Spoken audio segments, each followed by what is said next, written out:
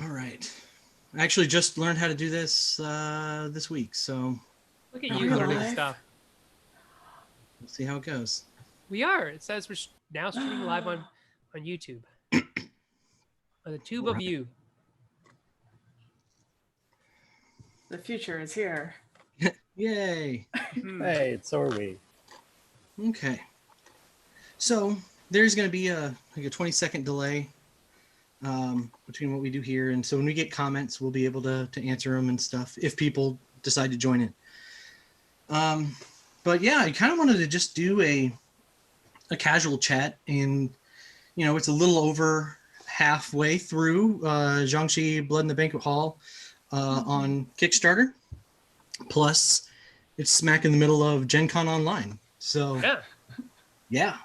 I'm pretty much, if we have people join in and want to ask questions, I kind of had this more of an open Q&A time, but I did want to kind of just lead off with some few talking points and stuff that about kind of what we're going through, kind of what we're seeing. Mm-hmm.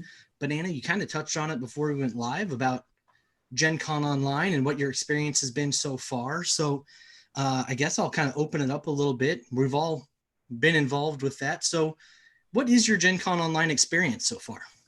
So far, it's been a lot of organizing and just, it feels very hectic. My calendar is very packed. It feels like a regular Gen Con, even though I don't have to wander the halls or rush by people. So there's that. Also, I did my nails. I put on a For shirt with a GenCon. collar. This is the first collared shirt I think I've worn in since March. We're Since very March. professional. Just for GenCon Online. I wore a polo shirt earlier in the week, so Now, you'll also notice that I am still drinking out of a juice box, though. So this was an unexpected bonus of the lockdown, right?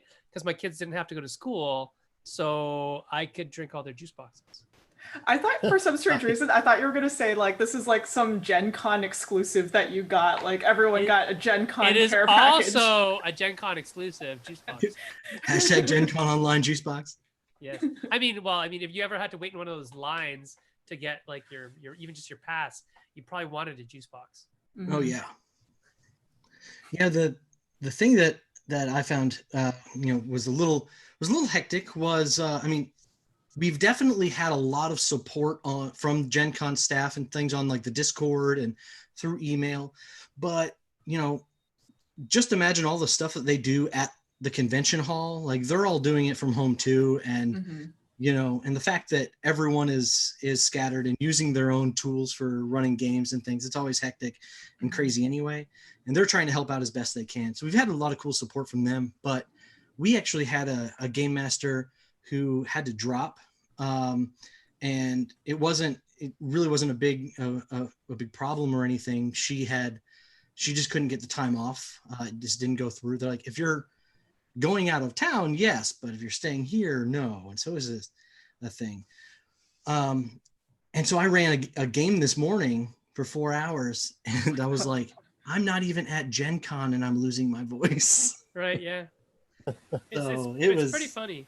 Yeah, a lot of people are complaining about the expectations being the same, but we also have other expectations, like my kids and stuff that I don't normally have that expectation, which is totally fine. And obviously they're my children, so I'll take care of them. But they do come first, and the game or whatever I'm running doesn't come first. I'm actually not running anything, to be honest. I didn't sign up for lots of panels and lots of things, but I'm happy to do them. I'm happy to be here, which is fine. Yeah. It's all good. I hosted an award ceremony a red carpet. A red carpet. Which is, by the way, something nobody asked you to do. Nope. You did it anyway, and it was awesome. Is that live out there somewhere? Yeah. It's on YouTube. Yeah. We literally just posted it in the wet ink thing, silly. Oh, well, I haven't looked at that yet, apparently. And the collaborators. I saw the Where pictures. are you looking? I'll post the link right there now. Oh You wait, can let watch me. that out of the corner of your eye while you're doing this. Oh, I am hosting it right now. This is live happening simultaneously. Wait, I gotta find the link. No, it's I saw pictures of you and Lucian and everything. It's hilarious. Yeah, it's like that, except it goes on for 30 minutes. It's Yeah. just like the picture, except it goes on for 30 minutes. The 30-minute picture. It's just that picture looped for 30 minutes. So so Matt, what like I know that you have you're in a game tomorrow, right? Have you gone to any seminars or anything, or what? How's your experience? No, I've not done anything like that. I just finished watching a stream from Amy Ashbaugh that she recorded yesterday. So like, but I couldn't watch it yesterday because, like Sen said, like we're home and doing things. So like yeah. I had to go grocery shopping when she was doing it. So I watched it today, which that's kind of cool to kind of have that experience of like doing. It's you get to kind of do it on your own time, you know, because all these streams go out live, but then later they're still there, you know, you can watch them. That's one thing I like. That's a good point about like so many things at Gen Con, like, oh man, I didn't get the ticket. I can't go to that seminar. Some of them might be streamed, and you know, and Dice Tower does theirs, you know, awards and all that stuff. They stream all that. But you're right. So many of these, they just post them right up. So that's a big plus. You miss it, so just watch it later.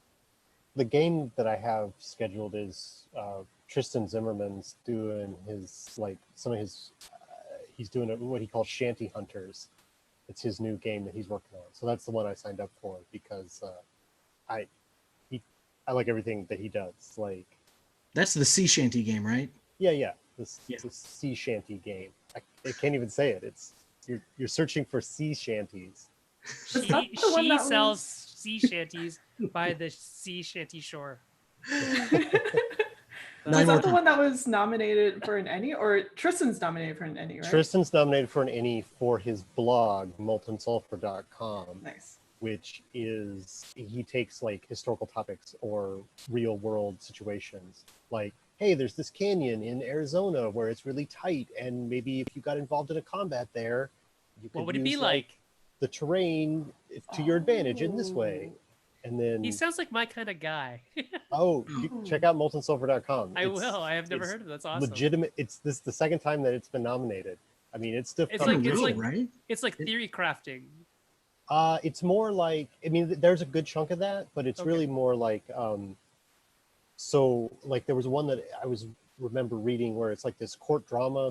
There's like this one, like Arab scholar who visited like the court of Mali in like, 1720 or something like that. And he describes this like real tense situation between like the king and queen, because they're like brother and sister, and they're supposed to be like co-hereditary monarchs, but they're having like a dispute. And so there's like one faction with the queen and one faction with her brother. And like, then he leaves and he goes on to his mission. So like you only got like that one day at court. So then he took that and he was like, okay, so what if your party comes in and they're on the queen's side, or your party comes in and they're on the king's side? Right. And what happens, it's like, because there's only that one historical record. Like you could extrapolate that in a lot of different ways. And he just throws out those ideas. That's how I make games. So Banana's like, oh, it sounds something else to listen to. Anyway, we're gonna get another podcast recommendation. So anyway, that's the only thing I've got scheduled, and then that's tomorrow. But then we'll see what else happens. Cool. Yeah, I went to a couple things. I cut you off a minute ago, Banana. Oh, did you? Oh, I feel like I may have. We're all kind of talking here simultaneously. It's Zoom. That's right. So I guess we can always come back to other stuff that we're doing at Gen Con, but like one thing that I'd also like to point out is, Jiangshi Blood in the Banquet Hall is on Kickstarter right now, and it's going strong. We're, I think, a stone's throw away from 74,000 right now, which is a little over 200% funded. Which, hey, let's take a moment and go, yay! But I guess I kind of wanted to get a little bit of insight. Some of us we've talked about this kind of behind the scenes, and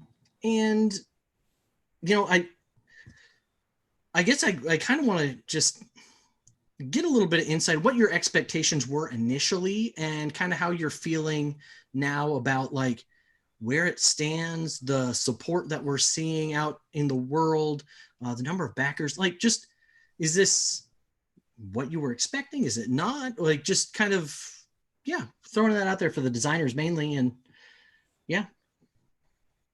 What do you think, Banana? I think I was expecting like not this level of support. Like I thought we would have less support. I was expecting I don't know what I was expecting, but definitely like not this many backers. I was definitely probably expecting like maybe half the amount or like less than that. So that's yeah. Yeah, we have 1,278 backers as of this exact Holy moment. We are closing in on $100,000 in Canadian funds. For me, that's important. Canadian dollars, right? Canadian dollars. I mean, would that be American? Who knows? Maybe by the end of it all, it will be. That'll be great. But as an indie RPG, this is pretty phenomenal. And it's funny because the percentage times backed, like 200% backed, doesn't really tell the story of it all, because this is a fairly expensive game to make from an indie RPG standpoint. Oh, yes. Like when we look at, and this is not at all to discredit any of our friends. Like I was just going to talk about Gion's game. Gion's like 4,000% funded, and it's like that looks great on paper. And then you look at the the set price, and it's like, oh, okay, that makes sense. But still, 4,000% funded is awesome, because it means there's like tons and tons of people who like this kind of stuff, who want this kind of stuff. And like Banana, I wasn't really prepared for the level and the numbers that we're getting. I honestly thought it would be like Daniel Kwan and Steve, and like I could name everybody who I thought would back it. That's what I'm saying. And Gian and Cleo and Doug and Jonathan and probably Mendez. Mendez probably would have backed it. That's who I thought. Even though he's on the project, right? Yeah, so yeah. I was just gonna say like the 8 people that would normally back our stuff would back it. And now we got 1,270 more people than that, and that was pretty cool. Yeah. And I know when you all originally pitched it at GenCon last year, and Matt and I were on the way home, we were talking about it, and we were really excited about the project and the potential. It was just so cool. And when we started really engaging in discussions and everything this past winter, I think that was part of this, that expectation. At least on my side, I was saying like, just the fact that it's an indie RPG, the fact that it's primarily narrative based, and you bring in some of these board game elements, and you have all of these things. This is a very niche product, but I think this also is a testament to what a good design. Number one, what a good design can do and can bring. Plus, the strength of the indie RPG market now, where a niche product like this can really just go gangbusters. And so, I was like, yeah, this could fund on the very last day, or this could blow away all of our expectations. I don't know. It's one or the other, Yeah. So, and that's where at least I was coming from. Yeah, I think that the surprise to me was the reactions. I think were more surprising to me. I'm talking about both positive and negative, Okay. Because I know that both Banana and I were not shocked and not upset by, but just like come on. So a couple of the reactions that we got from people who are well-meaning and people who are somewhere down the line probably related to us in some way, meaning other Chinese people, and the reactions and responses that we got from them were I think disheartening in some ways, and a little bit like come on, can't you see what we're trying to do here? The idea that this game would quote unquote sanction casual racism is don't you see our names, and don't you understand that we are not about that at all, and not even internalized. Like, we expressly overtly talk about it as that's not a thing this game is about, and that if that's happening at your table, that's your table's fault, not the game's fault. and that you should watch that at your table. And Yeah. we give you tools to watch it at your table. We give you tools so that you don't do that if you even were not thinking about it. Sometimes it creeps in the game, right? Yeah. So that was probably my biggest negative experience about it so far. Was just, okay, now I have to justify this, and now Banana and I have to prove our Chineseness. Is that a word? I don't think it's a word. But our Chineseness to other Chinese people. And granted, we don't know everything. It's not a monolithic thing. We are not the speakers for our entire culture. As you know, our culture runs deep and wide, and there's many variations thereof. Right. How many different ways can we say Jiangshi? Let's count the ways. You're There's right. a lot. Let's not count the ways. Yeah. It would take this whole talk. Yeah. But just even discussions like that were just really interesting to come up.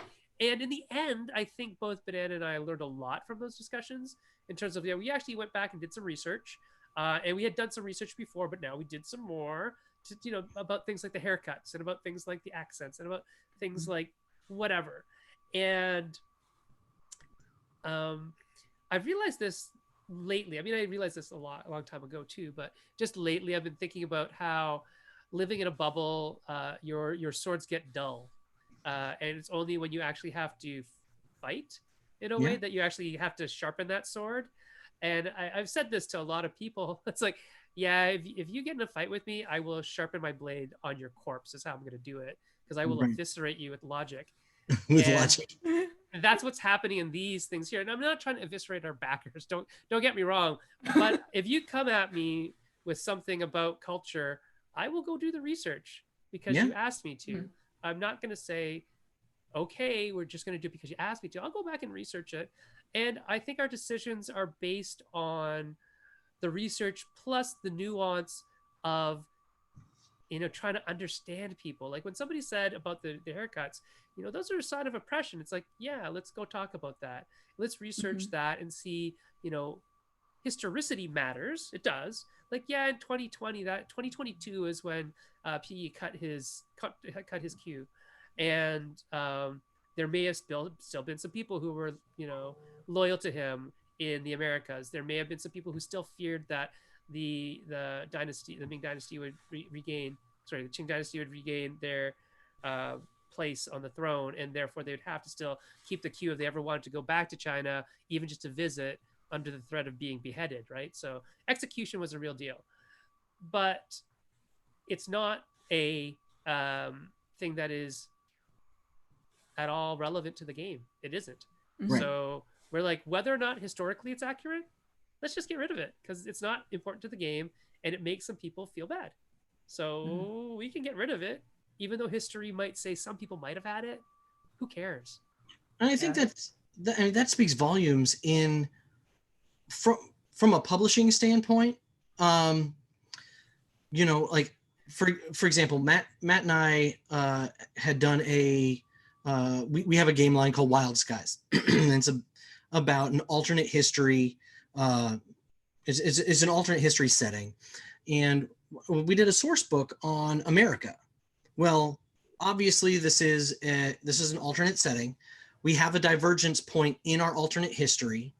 Also, there's no humans; they're all animals. However, if our divergence point is in the early 20th century, we still have to account for all of the crappy things America had done, prior to that. And so we're like, how do we address this? Yeah. Because it's going to come up. And like you were saying, Sen, and this also was a topic on the IPR queer game designer panel yesterday, when it was brought up, like, how are you just sanctioning stereotypes? Are you sanctioning bad behavior in role playing? And the designer, and I don't remember from who it was for the life of me, but they said, look, I can't police your table. Yeah. I can't stop people from being rude or being jerks at your table. We can, like you said, we can give you the tools and we can give you the information and we can do the research and say, here you go forward. But I think safety tools are important and should be in every RPG. Yeah. So. Right. Absolutely. And then the person who breaks that covenant is breaking the covenant of the table. Yes. right? Which is the important thing. It's like, okay, you're now no longer part of our group because you broke our covenant. So establishing those rules and regulations of that covenant, or the boundaries, Yeah. whatever you want to call them, and then once somebody breaks them, it's like that's obvious. It's their doing. It's not you. It's not the game. It's them. The setting of the setting of this game is just a world. It's the world. In fact, um, it's neither more or less. It just is. And if somebody wants to act out their misogynistic, racist power fantasies within that game, that's on them, Yeah. right? But it's also on you as a gamer who's sitting next to them to call them out on it, or the GM, or whatever, or X card that thing, or like let's rewind that. So I don't know. There's a lot to that. I think going back on that a little bit as well, like going back to like the feedback that we got, like it did open up a lot of discussions for me as well. Like when I was talking to other marginalized communities or like creators from marginalized communities, like I knew that this was like a thing before where like, you know, sometimes, you know, creators would get feedback from their own communities that were pushbacks where it's just like, okay, maybe you shouldn't do this. And it does open up a lot of conversations because it's like, this is something that you don't really think about until it happens to you. And like when I was talking about like, you know, to other creators, they were just like, yeah, there are a lot of these times where like, I'm just frustrated because I don't know if I should keep creating. I'm like, you know, this is something that I really care about, but like, I am getting like, you know, I'm questioning my own identity and everything as a result of like people pushing back. And so I think that like there is a little bit more pressure for, you know, for us specifically because we're getting pushback from like, you know, other Chinese Americans. But that's because like people, you know, people are so used to like being misrepresented, you know, with their own culture, right? Like Asian themes in general, like have been sort of misrepresented in, you know, the tabletop sphere. And you can put a quote around that, sort of. It just is. You know, yeah, you know what I mean. But it just falls into like one or two tropes, and it's like, okay, there you go. Historic. Yeah, like you know, we can't even get an Asian actress for Ghost in the Shell, so like you know, it's that kind of thing. Yeah. So like it's totally understandable. Like you know, it's totally you know, it's not that it's wrong, but it does drive this whole new conversation of like what happens when Asian creators are making a thing. Then like how do you like you know drive around that? And from like the conversations I've been having, like, you know, off camera privately, it seems like this is not new. Like, you know, a lot of people are always under pressure for like, you know, whatever they create, especially within like, you know, their own communities. Yeah. I know I've heard discussions along those lines and it's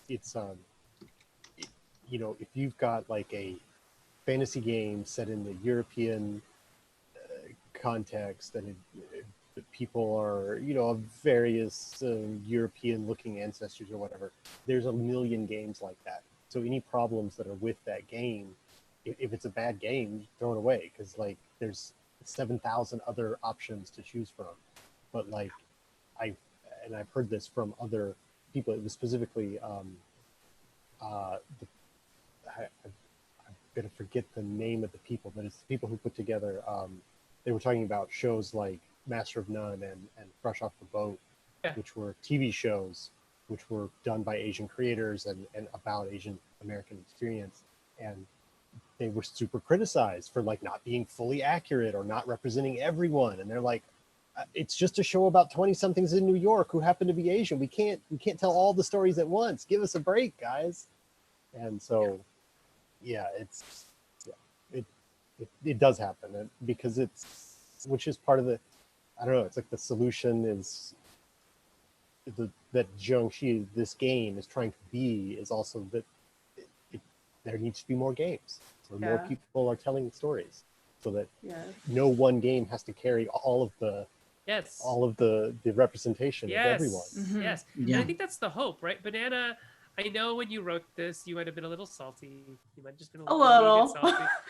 When I'm she always wrote, salty. Banana literally wrote, "If you don't like our game, go make your own." And I think that might be a direct quote, but it's not quite as nice. But the No, I think intention that is is there. direct quote. But I think But- that's a very good point in Yeah, that, to a point, yes, definitely. I mean, if you don't like the game, make your own, but that's it. I mean, I could read into the quote. However, I mean, on so many of the panels and on Twitter, and so many things I've been seeing, it's like, just because this game exists doesn't mean this is the end all be all of storytelling. Like, Right.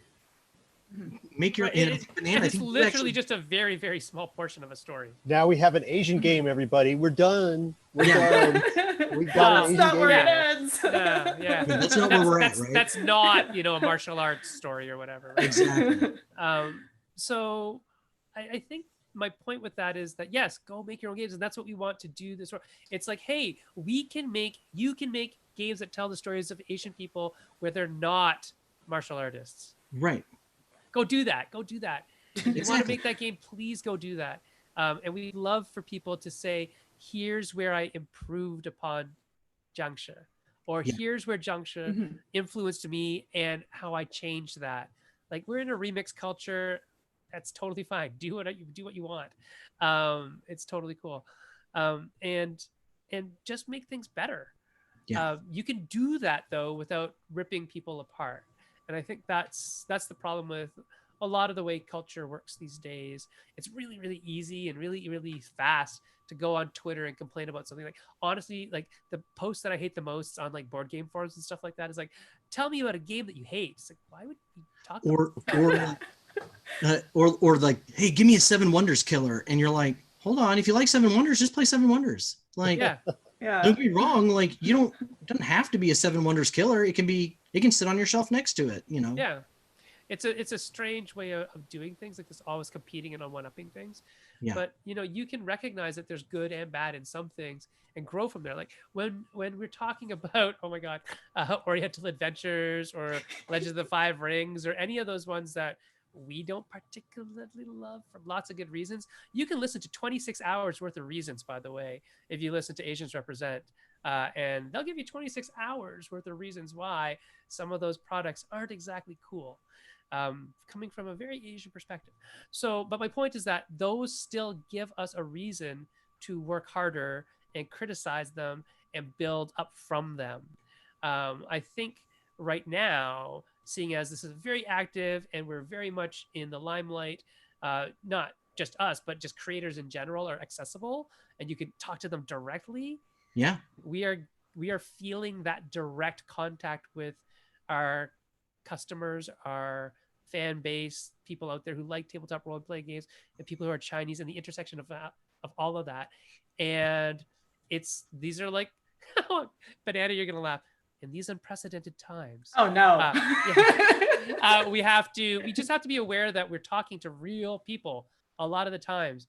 It was funny. Daniel just wrote this piece about World of Darkness, and did you read it, Banana? About No, the Asian supplements for World of Darkness. I can't remember what it was. Like Kindred of the East or something. Oh yeah, that one. Yeah. And yeah. it was hilarious because they were getting cut up about it, of course, like, because lots of people will, it's like, you guys just hate everything and blah blah blah, and you're so racist and you're anti-racism and blah blah blah. And then the original writer of that said, yeah, it was problematic at the time, it's even worse now. It's like, but the thing is, like, back in the days, like, we're just talking in the 90s, the mid 90s and early 2000s, we could not reach that writer directly through Twitter or email or Facebook or their blog or their whatever, because it just didn't exist. And so he felt the same about it too. You just didn't know that. And now that people are pointing out these criticisms, it's like, well, yeah, they're legit criticisms. And I thought the same when I originally wrote it. Or I thought the same like years after I originally wrote it. There was just no medium to tell you this. And so it's just this interesting kind of thing where people are holding on to a lot of these almost sacred cows. Like, that we should probably just kill. We should probably just slaughter them. And that's all the Asians Represent is doing it, right? And someday, you know what? It might be Jiangshi upon that altar getting sacrificed to newer, nobler things. And I'm okay with that. Yeah. But that doesn't mean we don't create, and that doesn't mean we don't make Mhm. things, and that doesn't mean that somebody didn't have to make Oriental Adventures. Like, to understand how bad Oriental Adventures is, it had to be made and Yeah. consumed and played. And it's like I have it. It's like, I think it's right over there. It might Well, and- literally be right over there, like my original copy. Yeah.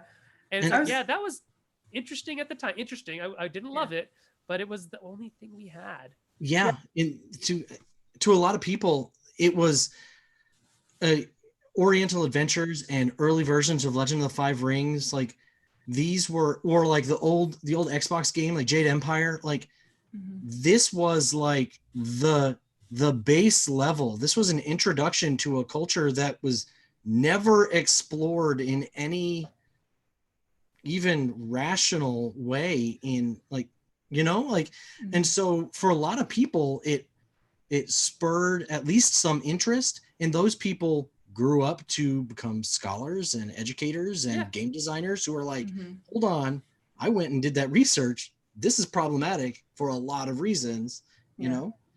So. And also, I think for like, Asians who maybe grew up with this kind of stuff and like saw this kind of stuff, like initially, like I talked to a couple of people who were just like, yeah, like when I first saw this, I was just like, oh, cool. Like, my culture's kind of represented. I'm sort of represented. But at the same time, people grow up, people read the stuff, people like evolve, and you realize that, hey, I'm not actually being really represented here. Right. But that doesn't mean that we don't stop growing. We don't Right. stop, like making more stuff. From there, we build up, the framework for like more things, and then eventually we'll like build more things out of that. And that's how society grows in general, right? I'm kind of going to take this and steer it into a couple different directions. Sure. So first, we do have a question in our chat. This comes from Oscar in Italy, actually, and he says, this might sound silly, but Design Studio is Game and a Curry, and it's a game about restaurants. What do you find most fascinating about food as a metaphor? Oh my gosh, that's awesome! Right? That's I know, it's a great question. He said, he started off. It might sound silly. I'm like, no, this is fantastic. This is not silly at all. I mean, for me personally, I think that food is something that brings people together. And it's something that also is representative of like a culture, right? Like, like when you're like, say, for example, let's just take Jiangshi, for example, right? Like, when you're going to a Chinese restaurant with your family, that's like the thing that represents like you being together with your family and like having those good memories, usually good memories, of all of you like being together. And it's sort of also representative of, being a family unit. That's what I thought of when, when we were talking about like the whole restaurant theme for Jiangshi. Food in general, I think, is always like, representative of any culture. Like, you go anywhere, you sort of like are engaging with this like new culture, right? And that's what I see food as. The word curry in general, I mean, like I think curry is pretty broad, so that's why we call it. And also, I love Japanese curry, like that's like my thing. So I gained like, what was it, like 5 pounds for a while just from like eating curry every day. For the blog, because it used to be a blog. It used to be a blog, yeah. It was like curry and gaming. Yeah, and for a while, there was a lot eating. Hey, there are worse choices. And for those of you who've never had Japanese curry, it's actually pretty mild. So go try some. Oh yeah, it's yummy, but it's also mild. Yeah. And it's so cheap to make if you're in college. Yeah. So I guess for me, food is sort of a tie between people and generations of people, especially generations of people. When you can't share a language because of distance or time or just knowledge, you can certainly share food, and food communicates in so many ways between people who understand what that food meant and what that food means and how much effort it takes to make that food. And so, I mean, most people, humans, in the world, no matter what food you eat, if you go home to see your parents will probably the first night you come home make you your favorite food, right? That's pretty standard no matter what that food is. Your parents will try their hardest to make you your favorite food because it communicates love, right? And in a setting like Jiangshi, where it's a multi-generational family that runs a restaurant, that's kind of what it's about between the family. And the funny thing is, there's two things about this. So the food that you serve each other in a Chinese restaurant usually is like just the leftovers, but it's also like this whole idea of who gets it first and who gets the choice bits of food is really really important, right? So the if you have hired help, they get fed first, right? If you have children, they get fed first and they get the choice bits, and the dad and the mom eat like the leftover last bits of stuff, right? Because you're passing on that strength and the vitality to your children. And then the other thing that comes through in food is specifically for immigrants, and specifically for immigrants because from very different geographic locations, not just cultural, just geographic, because food is from the geography that you live in, right? The whole idea of chop suey is literally ends and pieces. Like, I don't know if people get that, but that's what it is. That's where it comes from. And now it's legitimately made specifically as chop suey. But in the olden days, it was like, what do we got left over? What can we have at all on the land? What is this stuff? Because if you look at chop suey and you look at the ingredients and what normally happens in a regular American Chinese restaurant, those ingredients likely don't exist in China. They're legitimately not Chinese ingredients, but they're cooked in a Chinese style, which is bite-sized, stir-fried with a sauce that will go easily onto a rice or noodle dish, and you can eat them with like chopsticks and a spoon, right? But they're American ingredients. So people often will order things like beef this and beef that and beef this other thing. And where I'm from in China, the only use for a cow is to pull your plow. Like if you ate that thing, you're basically saying, I'm going to do all that work. Yeah. And that's not at all what you want to do. You don't want to do that work. You want the cow to do that work. And cows that work, let me tell you, do not taste anything like, cows that are raised for food. They are tough and stringy. So don't eat them. Right? So it's this interesting thing that and there is this thing about authenticity and this other stuff that I have a lot of thoughts on. Like I don't believe anymore. I used to, when I was younger, believe that American Chinese food was like gross and a cop out and all this kind of stuff. But now that I've learned a lot more about the struggles that my ancestors, my forefathers, not directly related, but people like me who came to Canada and America and survived, now over 100 years in this country, making this type of food that I look down at.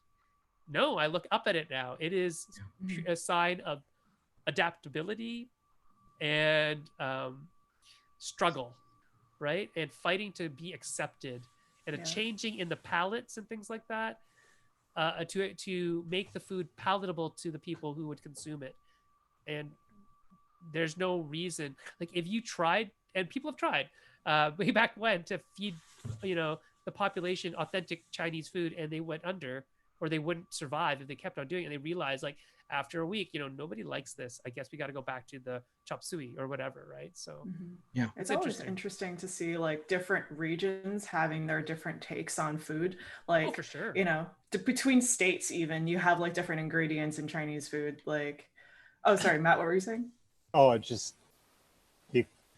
was thinking about the Texas barbecue versus Kansas City barbecue versus Memphis versus North Carolina. Like, North Carolina, like, and mustard or vinegar, right? It's different stuff. It's different meats. It's like, and people get mad about it, but it's like it's all it's all under this like umbrella of barbecue. Yeah, North Carolina will fight you. And to like just bottle that experience, like if we're just bottling the Chinese experience into like one thing, it just wouldn't be fair. Like that's not fair to like all the other Chinese Americans or like Chinese Canadians or like any immigrant community that's like, doing their own thing. Like it's varied, it's vast. Yeah. And And oh, go ahead. I was gonna say, and to that point, like when we look at the Kickstarter and how it's laid out, and even the just the all of the different scenarios, that's one of the things that really impresses me about the game as it's put together. In there are a lot of people writing from different experiences,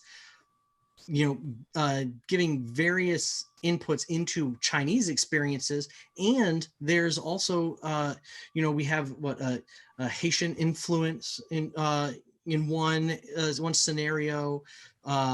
Hopefully there'll be like a Romani experience at some point. But there's one. I think that the core of the game and the family experience and centered around food, these are things that everyone, regardless of culture, can identify with. Yeah. Even if you don't fully understand or haven't done the research on the Chinese immigrant experience, you can still sit there and understand, like, I know that if I'm sitting around the table with my family just right now, how I would feel in this situation. Yep. And so I think that it just the elegance of the design really translates to that.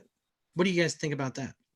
I think there's a lot of neat parts about the elegance of the design. My favorite part, actually, there's two favorite parts, but one of my favorite parts is the fact that the restaurant itself is like a fifth character or whatever, an extra character.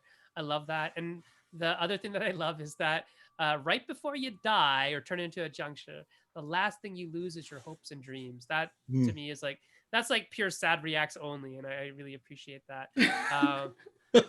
For Banana's sake only, really. But yes, we're keeping it. Yeah, I was just gonna say before we switch topic, I had a friend the other day who said, if anybody in London would like to open a Jollibee, I don't know if you guys know what Jollibee is. Yes. If anybody in London would like to open a Jollibee, please do, so I don't have to drive to Mississauga, right? Because the closest Jollibee to us is in Mississauga, which is like an hour and a half away. And if you don't know what Jollibee is a Filipino chicken outlet. And there are not many of them in the world other than in the Philippines. But then we had this huge discussion about, why do people like Jollibee? And it's a lot of it isn't, it's not any better or worse than any fried chicken, but it's a taste of home. Yeah. Right. And that's the thing that I think food reminds us of, right? Like, I desperately, like, whenever I bite into a rice cracker, like an actual Chinese rice cracker or even a Japanese one, it's like, oh, that tastes like my childhood, right? Or a Banana will get this. Banana, do you remember White Rabbit candies? Yes, I still have those. Right. So if you ever have a White Rabbit candy, I remember my aunts and uncles who gave them to me, right? Like, you remember because you're so. Let's go to neuropsych for a second. Your taste and smell are linked through your amygdala, or they kind of run through your limbic system, which is a system that is heavily related to your memories and things like that. And so smell and taste are going to bring back all of those memories. And there's a big movement right now in alternative healthcare about, how your gut is right and all this kind of stuff. Yeah. And there's a lot about that that's not too far from the truth in some ways. I'm not going to say it's the truth because there's definitely some pseudoscience in there. But from a medical healthcare practitioner point of view, there's something to that. That there's a lot in terms of your gut health that does impact the rest of you. Anyways, my point being that food brings back memories and feelings and that level of immersion in your past, that reminiscence. And that kind of stuff is really heavily resonant within your psyche as a person. So yeah, food as a cultural touchstone is really important. You can think of any culture, and there's only a couple things that actually define them.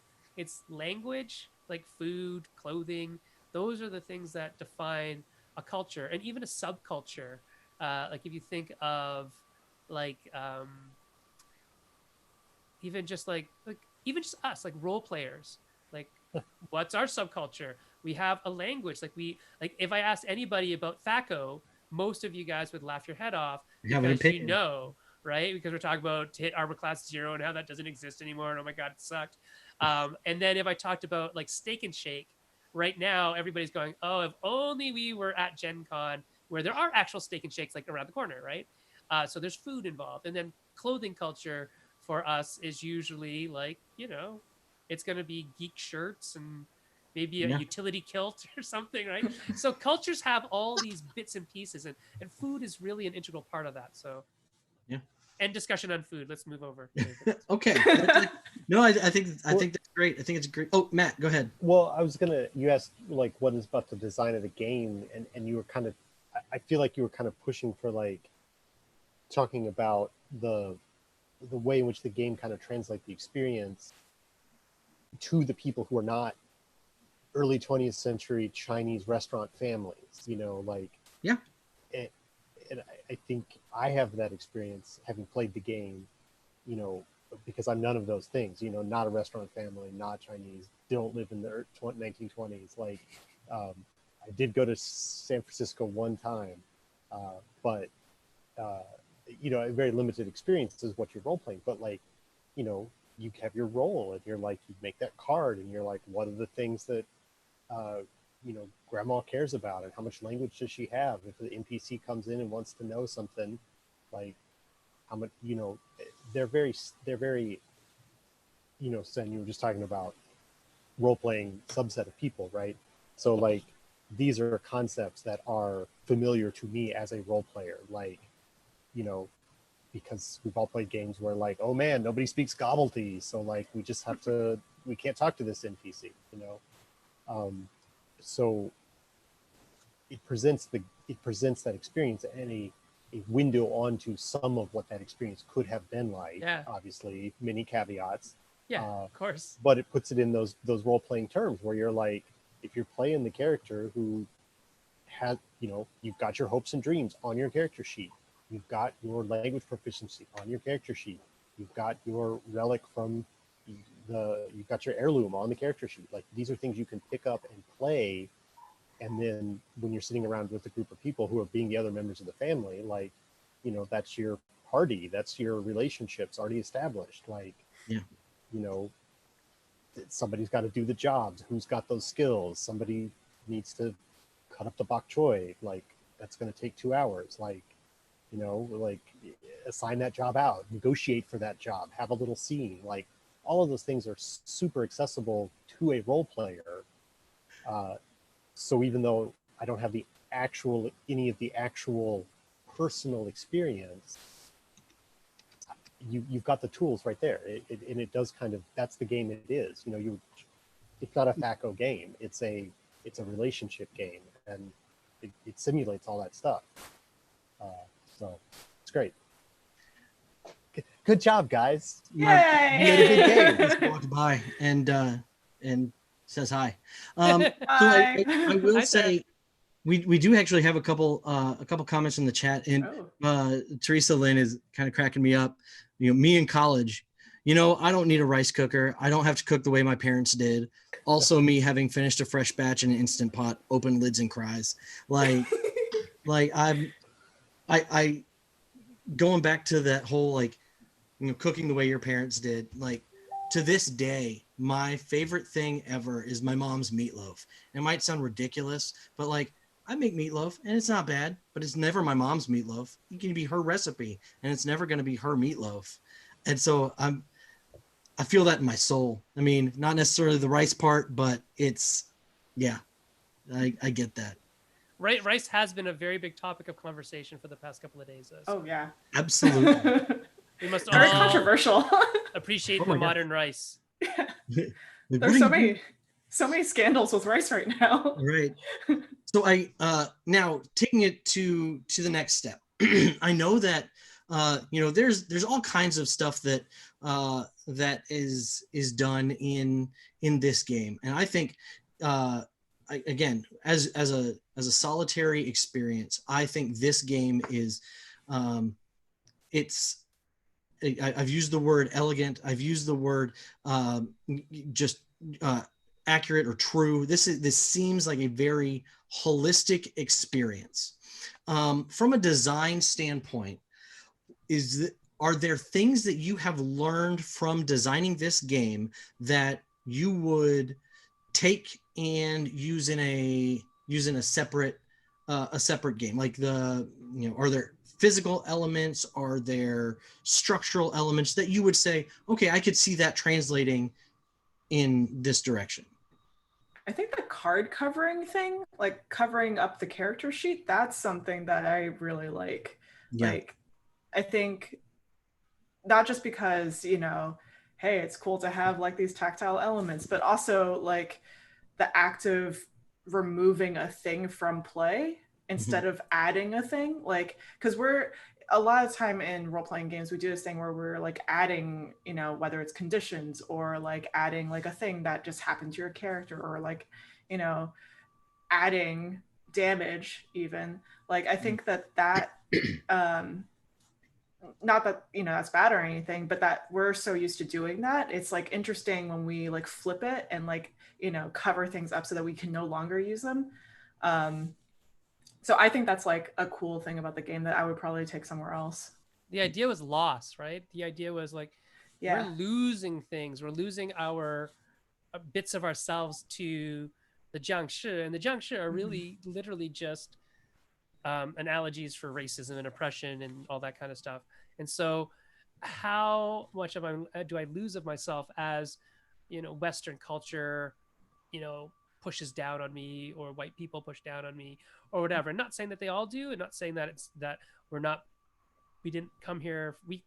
I mean, my ancestors, which are my parents, moved here to for a better life for me and my sister, right? So and it is definitely better, but that doesn't mean there aren't problems with it. So the idea that we're losing things through this experience doesn't mean it's not an overall good experience. But we want people to understand that things are lost as the attempt to assimilate and acculturate with Western society happens. We're going to lose some stuff, and it might be an heirloom, it might be a skill, it might be our language. For me, it was language. Like, I don't speak Mandarin very well, but the net gains are better for me that I was allowed to be born, right? Because I have a sister as well who was born before me, and at my time of life, I wouldn't have been born, right? With the one child law, right? Or even more horrific is that I would have been born, but that would have mean my sister would have been killed,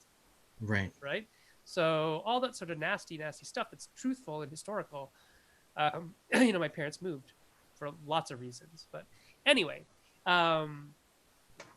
what I think I would take from the game to add to other games is actually, and I think we're doing it in some other stuff that we're working on, is the day-night cycle.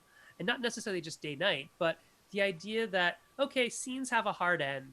Because Banana plays in another game that I run. She's played in various games that I've run, and she'll know that I kind of just go, and it goes on and on and on. And it's just this continuous one scene. Yeah. And that's how I role played all my life. And so it's very hard for me to get out of that. But at sometimes there ain't nothing left to role play. So why don't we just end the scene and move to sometime in the future, right? Whatever that sometime is. It might be like just after the dishes are done. It also could be tomorrow. That's okay too. But I don't really transition scenes well. And I think that having hard breaks, like, it's now night, let's do something that's night related, for me as a GM is really good. And what I've heard from a lot of people who are first time role players who are backing this game, because they're like, yeah, this speaks to me, which is awesome, by the way, is they're very happy that the game gives them structure, because they're worried about ending up like me. Be this guy who just GMs for 4 hours in the same exact scene, right? Matt, which honestly I don't do, but I mean, sometimes it gets close. It does get close. We've been in the same gaming group for, over a decade now, about a decade probably. And so one of the things that we actually reference a lot is through the magic of role playing.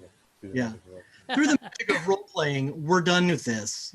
Now we're doing this other thing. Yeah, that's great. I love how you're integrating that into corpse speak.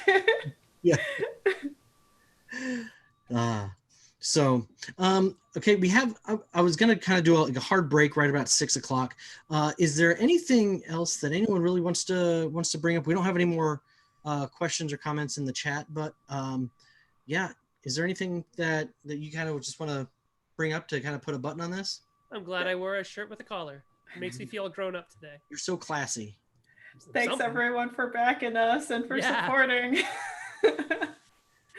Yay. Yay. Yeah. Oh, I guess what I do want to say is that if you are a creator of color out there, please make stuff, and please let me know, and I will support it, and I will Absolutely. boost your voice on the channel. And if it's good and you've made it and I played it, I will connect you with whoever you need to be connected with to make the game a reality.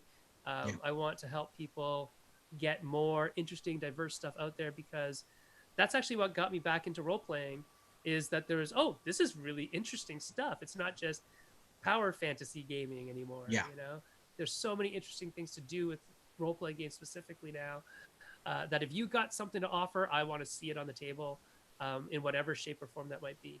So please do show it to me. Yeah, likewise. What's Yep. unsaid? Echo that sentiment 100%. Right. Yeah. All right. Well, thank you all. And this is the first time we've ever done this, so I don't know if this is gonna be posted up on the channel. If it is, great. And if not, hey, I'm glad the people who were here came and watched it. But thank you guys for taking the time. Have a great. Are you gonna post it in the update or something?